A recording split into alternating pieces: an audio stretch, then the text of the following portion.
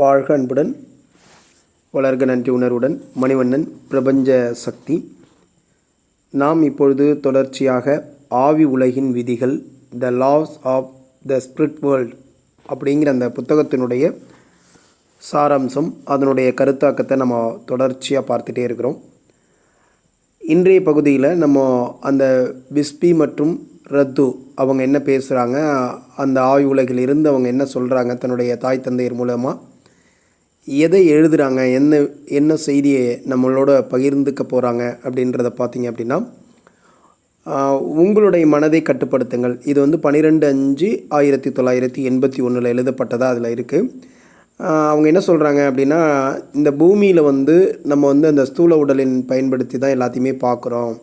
அப்போ அது என்ன ஆகுது அப்படின்னா, இந்த ஸ்தூல உடல் ஆன்மீகத்தில் மிகப்பெரிய ஒரு குறுக்கீடாக இருக்குது. உங்களுடைய ஆன்மாவை சுதந்திரமாக செயல்படுறதுக்கு அது விடுறதில்ல.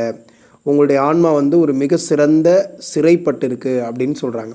அதனால் இது என்ன ஆகுது அப்படின்னு கேட்டிங்கன்னா, இந்த ஸ்தூல உடல் அதுதான் உண்மை. அதோடைய அது பார்க்குறது, அது அடையிற துன்பங்கள், அது அடையிற வலி, நோயால் சங்கடப்படுறது, இது எல்லாமே உண்மை அப்படிங்கிறத நம்ப வைக்குது. அதனால் என்ன ஆகுதுன்னா, பொறாமை, பகைமை, நேர்மையின்மை, போலித்தனம், இந்த மாதிரியான உணர்வுகளுக்கெல்லாம் இந்த ஆன்மா ஆட்படுது அப்படின்ற மாதிரி சொன்னாங்க. அது மாதிரி பார்த்திங்க அப்படின்னா, சாதாரண மக்கள் ஆழ்மனதை நம்புறதுங்கிறது ரொம்ப ரொம்ப சவாலான விடயமாக இருக்கும். அதுவே ரொம்ப நேர்மறையான மக்கள் மட்டும் ஆழ்மனதை பயன்படுத்துவாங்க. அவங்களுக்கு கடவுளுடைய உதவி இருக்கும். அவங்க எப்பயுமே உயர்ந்த நிலையில் இருப்பாங்க. அப்படி உங்களுடைய மனதை கட்டுப்படுத்த முடிந்தால், அதாவது உங்களுடைய மனதை உங்களால் கட்டுப்படுத்த முடிஞ்சுது அப்படின்னா, அது தறிக்கட்டு ஓடுறதுலேருந்து உங்களால் கட்டுப்படுத்த முடிஞ்சுது அப்படின்னா, உங்களால் மோசமான உணர்வுகள்லேருந்து உங்களை காப்பாற்றிக்க முடியும் அப்படின்னு சொல்கிறாங்க.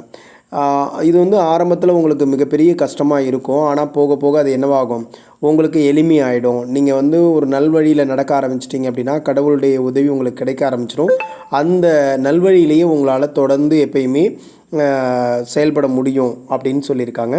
அப்போ நீங்கள் என்ன பண்ணுங்க அப்படின்னா, மோசமான உணர்வுகளை எல்லாம் கட்டுப்பாட்டுக்குள்ளே கொண்டு வந்துடுங்க. நல்ல உணர்வுகளுக்கு நீங்கள் முக்கியமாக அடித்தளம் இடுங்க அப்படின்னு சொல்லியிருக்காங்க.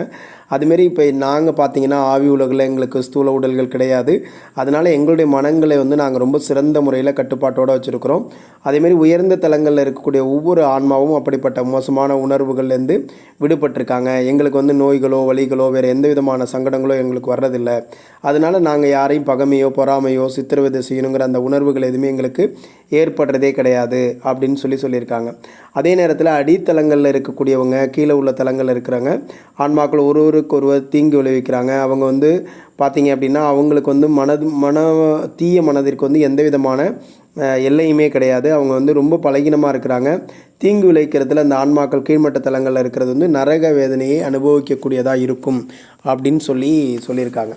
அடுத்ததாக அவங்களுடைய முக்கியமானது எங்களுடைய உணர்வுகள் எப்படி இருக்கும் ஆவி உலகில் அப்படின்னு பார்த்திங்கன்னா, எப்படி பூமியில் உங்களுக்கு நேசம், பாசம், பரிவு இதெல்லாம் இருக்குதோ அதே மாதிரி எங்களுக்கும் இருக்குது.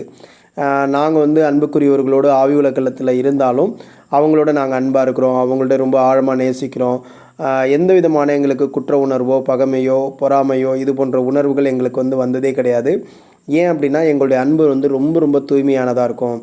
அது எதையும் எதிர்பார்த்து இருக்கக்கூடியதாக இருக்காது. நாங்கள் எந்த எதிர்பார்ப்பும் இல்லாத அன்பை செலுத்தக்கூடியவங்களாக இருக்கின்றோம்.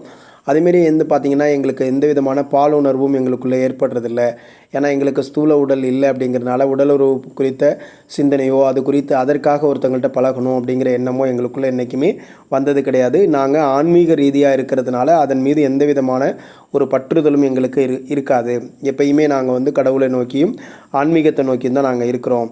அதனால் எங்களுக்கு எந்த விதமான தன்னல உணர்வும் இப்போதைக்கு இருப்பதே இல்லை அப்படின்னு சொல்லியிருக்காங்க. அதேமாரி எங்களை விட மேன்மையான ஒருவரை நாங்கள் பார்த்தங்கன்னா கூட அவங்க மேலே எங்களுக்கு பொறாமல் வர்றதில்ல. அதுக்கு பதிலாக நாங்கள் பெருமைப்பாக பார்த்துட்டு அவங்கள மாதிரியே நாங்கள் இருக்கணும் அப்படிங்கிற எண்ணம் தான் எங்களுக்குள்ளே வருது அப்படின்னு சொல்லியிருக்காங்க. அதுமாரி கீழ்மட்ட தலங்களில் இருக்கக்கூடிய ஆன்மாக்கள் பார்த்திங்கன்னா, அந்த ஸ்தூல உடல்களை துறக்கிறப்ப பூமியில் இருந்தப்போ அவங்க இறக்குற அந்த நேரத்தில் அவங்களுடைய உணர்வுகள் என்ன மாதிரியான உணர்வுகள்லாம் பழி உணர்வு பகைமை உணர்வுலாம் இருந்துச்சோ அந்த உணர்வுகளோடையே அவங்க என்ன பண்ணுறாங்க அப்படின்னா, அதோடையே அவங்க இந்த ஆன்ம உலகத்துக்குள்ளேயே வந்துடுறாங்க. அதனால் அவங்க அந்த அடித்தளங்களில் இருக்காங்க அப்படின்றத சொல்கிறாங்க. இந்த இடத்துல ஒரு உண்மையாக நடந்த கதையை பற்றி நம்மக்கிட்ட பகிர்ந்துக்கிறாங்க. அவங்களுடைய மாமா. ஆனால் அவருடைய பேர் மட்டும் இங்கே மாற்றிருக்காங்க. ஏன் அப்படின்னா அவர் ஒரு நல்ல பேரோடு வாழ்ந்தவர். அந்த பேர் தெரிஞ்சால் அவங்களுக்கு சங்கடமாயிடும் அப்படிங்கிறதுக்காக அந்த பேரை மட்டும் அவங்க மாற்றிருக்காங்க. இங்கே வந்து ஜிம்மி அப்படின்னு சொல்லி அவங்க அந்த மாமாவோடைய பேர் வச்சுருக்காங்க. அவங்க என்ன சொல்கிறாங்க அப்படின்னா மரியாதை காரணமாக அந்த பேர் மாற்றிருக்கதா சொல்கிறாங்க. அதுமாரி பூமியில் வாழ்ந்த காலத்தில் அவர் வந்து பார்த்திங்கன்னா இந்த ஜிம்மி அப்படிங்கிறவர் வந்து ரொம்ப தலை சிறந்த ஒரு பேச்சாளராக இருந்திருக்காரு. நல்ல ஒரு ஆன்மா, வசீகரமான நபர், யாருக்குமே தீங்கிழைக்காத நபர். அவர் வந்து பார்த்திங்க அப்படின்னா எல்லாருக்கும் வேலை வாய்ப்புகளை உருவாக்கி கொடுக்குறது, உடைகள் வாங்கி கொடுக்குறது, உணவு ஏராளமாக கொடுக்குறது, இது மாதிரி எல்லார்ட்டையுமே ரொம்ப அன்பாக இருந்திருக்கிறார். நல்ல ஒரு பிரார்த்தனையெல்லாம் எல்லா நேரமும் பிரார்த்தனை செய்வார், கடவுளை நல்லா வழிபடுவார், தன்னோட மனைவியை வந்து நல்லா புகழ்ந்து பேசுவார், பிள்ளைகளை எல்லாம் ரொம்ப நல்லா வளர்த்துட்டு இருந்தார். எங்கள் சொந்தங்களே எல்லாருமே என்ன சொல்லுவாங்கன்னு பார்த்தீங்கன்னா, அந்த ஜிம்மி மாமா மாரி இருக்கணும், அவர் குடும்பத்தை எப்படியெல்லாம் வச்சுருக்காரு பாருங்கள், எவ்வளோ நல்லா வச்சுருக்காரு பாருங்கள் அப்படின்னு சொல்லுவாங்க. அந்த அளவுக்கு வந்து அவர் ரொம்ப இதாக இருந்தார். அவங்களுடைய பிள்ளைகளும் பார்த்தீங்க அப்படின்னா அவர் என்ன சொன்னாரோ அதையே திரும்ப அப்படியே சொல்லுவாங்க, அப்படியே அவர் மாதிரியே செய்வாங்க. அவர் என்ன பின்பற்றி இருக்கிறாரோ அதையே தான் அவங்களும் பின்பற்றிக்கிட்டே இருந்தாங்க.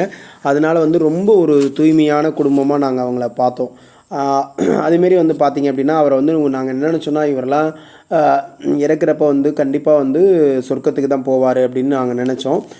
உண்மையிலேயே வந்து நாங்கள் அங்கே உயிரோடு இருந்தப்போ அவர் ஒரு காலத்தில் அவர் இறந்து போயிட்டார். அப்படி இறந்தப்போ வந்து பார்த்திங்கன்னா நாங்கள் வந்து அவங்களுடைய வீட்டில் போய் அந்த அத்தைக்கெல்லாம் வந்து நாங்கள் ஆறுதல் சொன்னோம். கவலைப்படாதீங்க அத்தை, மாமா வந்து கண்டிப்பாக அவர் வந்து நேராக சொர்க்கத்துக்கு தான் போயிருப்பார், ஏன்னா எவ்வளோ நல்லது பண்ணியிருக்காரு, எவ்வளோ நீங்கள்லாம் நல்லது பண்ணியிருக்கிறீங்க அப்படின்னு சொல்லி நாங்கள் அவருக்கு ஆறுதல் சொல்லிவிட்டு எல்லாமே பண்ணிட்டு வந்தோம். இப்போ ஒரு குறிப்பிட்ட காலத்துக்கு பிறகு இப்போ நாங்கள் இறந்த உடனே எங்களுக்கு திடீர்னு அவரை பற்றிய நினைவு வந்துச்சு. அப்போ 81 நாங்கள் 6வது தளத்தில் இருந்தோம். அப்போ நாங்கள் என்ன நினச்சோன்னா அவர் கண்டிப்பாக நம்மளோட ரொம்ப நல்ல உயர்ந்த ஆன்மா தானே, அவர் 7வது தளத்தில் தான் இருப்பார் அப்படின்னு சொல்லிட்டு நாங்கள் வந்து எங்களுடைய எண்ணங்களின் மூலமாக மாமாவை பார்க்கணுங்கிற அழைப்பை வந்து முதல்ல நாங்கள் விடுக்கலை. திடீர்னு இன்ப அதிர்ச்சியாக கொடுக்கணும் அப்படிங்கிறதுக்காக நாங்கள் கொஞ்சம் தேடி பார்த்தோம். பார்த்துட்டு அப்புறமா அந்த அழைப்பை நாங்கள் ஒரு கொடுத்தோம். அப்போ வந்து விஸ்பி கூட என்ன சொன்னான்னா, உண்மையிலேயே அவர் ஒரு நல்ல ஆன்மா, நான் நினைக்கிறேன் 7வது தளத்துக்கு மேலேயே அவர் போயிருப்பார் கடவுளோட அப்படின்னு சொல்லி ரத்து வந்து விஸ்பிகிட்ட சொன்னதாக சொல்கிறாங்க. அப்போ என்ன ஆச்சு அப்படின்னு கேட்டிங்கன்னா, ஆவி உலகத்தில் வந்து நாங்கள் புதியவர்களாக இருந்ததுனால கீழ்மட்ட தலங்களில் ஜிம்மி மாமாவை நீங்கள் தேடணும் அப்படின்னு சொல்லி எங்களுக்கு தோணவே இல்லை. ஏன் அப்படின்னா நாங்கள் வந்து கண்டிப்பாக அவர் எங்களோட மேன்மையாக தான் இருந்தாருன்னு நாங்கள் நினச்சோம். எங்களுடைய பேரான்மாட்ட அது குறித்து நாங்கள் கேட்டோம். அப்போ அவர் என்ன சொன்னார் அப்படின்னு கேட்டிங்கன்னா, நீங்கள் வேணால் கீழ்த்தலங்களில் போய் தேடி பாருங்கள், கண்டிப்பாக உங்களால் வந்து அவங்கள கண்டுபிடிக்க முடியணும். நாங்கள் ரொம்ப அதிர்ச்சி அடைஞ்சு இல்லை அவர் அப்படியெல்லாம் இருக்கவே இருக்காது, ஏன்னா அவர் அவ்வளோ சிறந்த நல்லவராக இருந்தார் புவி உலகத்தில் அப்படின்னு சொல்லி எல்லாம் அவரை பற்றிலாம் நாங்கள் பெருமையை சொல்லவும் எங்களை பார்த்துட்டு சிரிச்சுட்டு, இல்லை நீங்கள் பரவாயில்ல, உங்களுக்கு ஒரு வேலை தரேன், நீங்கள் அந்த வேலையை தீர்க்கறதுக்காக அங்கே போங்க, அப்போ பாருங்கன்னு சொன்னார். நாங்கள் வந்து 3வது தளத்துக்கு போகிறோம். அங்கே போய் பார்க்குறப்ப அந்த வேலையை முடிச்சுட்டு நாங்கள் ஜிம்மி மாமாவை தேடுறோம். ஆனால் அங்கேயும் பார்க்கவே முடியல. திரும்ப வந்து எங்கள் பேரான்மாட்ட சொன்னோம், அங்கே இல்லை அப்படின்னு. அதனால் அவர் என்ன சொல்கிறாங்க, நாங்கள் சொன்னோம்ல அவர் அங்கே இருக்க மாட்டார், உயர்ந்த தலங்கள் தான் இருப்பார் அப்படின்னு நாங்கள் சொன்னோம். அவங்க அந்த பேரான்மா எங்களை பார்த்துட்டு சிரிச்சுட்டு, இல்லை நீங்கள் திரும்ப ஒரு வாட்டி கண்டிப்பாக என்ன பண்ணுறீங்க அப்படின்னா, உங்களுடைய இந்த வாய்ப்பை திரும்ப நான் தர்றேன், நீங்கள் திரும்பவும் அந்த வேலையை முடிச்சுட்டு அவரை பார்த்துட்டு வாங்க அப்படின்னு சொல்லிவிட்டு கீழ்மட்ட தலங்களில் வந்து வேலை செய்கிறதுக்காக நீங்கள் போங்க. 3வது தளத்தில் எங்களுடைய வேலையை வந்து நாங்கள் முடிச்சுட்டு அப்போ வந்து என்ன பண்ணுறோன்னா அவங்க தேடுறோம், ஆனால் அங்கேயும் வந்து அவரை பார்க்க முடியலை. அப்போது இதை வந்து அவர் என்ன சொல்கிறாருன்னா, திரும்ப எங்களுக்காக அந்த வாய்ப்பை திரும்ப கொடுக்குறாரு, நாங்கள் உங்களுக்கு பாதுகாப்பு தரோம் அப்படின்னு சொல்லிட்டு 2வது தளங்களுக்கு எங்களை அனுப்பி வைக்கிறாங்க. எங்களுக்கு உண்மையிலேயே வந்து ரொம்ப ஆச்சரியமாகவும் பயமாகவும் இருந்துச்சு. நாங்கள் 3வது தளத்துக்கு கீழே இது வரைக்கும் போனதே இல்லை. இப்போ இது மாதிரி ஒரு வேலை அப்படிங்கிறதுக்காக சொன்னோன்னே நாங்களும் கீழே வர்றோம். நல்ல ஒரு பாதுகாப்பு எங்களுக்கு கொடுக்கப்பட்டிருந்துச்சு. எங்களை வந்து யாராலையுமே பார்க்க முடியாது, நாங்கள் மட்டும் பார்க்கலாம், யாருமே எங்களுக்கு தீங்கு விளைவிக்க முடியாது. நாங்கள் அப்படியே அந்த ரொம்ப இருட்டில் அந்த இருட்டுக்குள்ளே அப்படியே தேடிகிட்டே வந்துட்டு இருந்தோம். அப்போ ஜிம்மி மாமா பார்த்து அங்கே பார்த்தோன்னே எங்களுக்கு ரொம்ப அதிர்ச்சியாக இருந்துச்சு. அவர் வந்து பார்த்துட்டு ரொம்ப மோசமான ஆன்மா அப்படின்றது தெரிஞ்சிட்டது வந்து அவருக்கும் அவமானமாக இருந்துச்சு.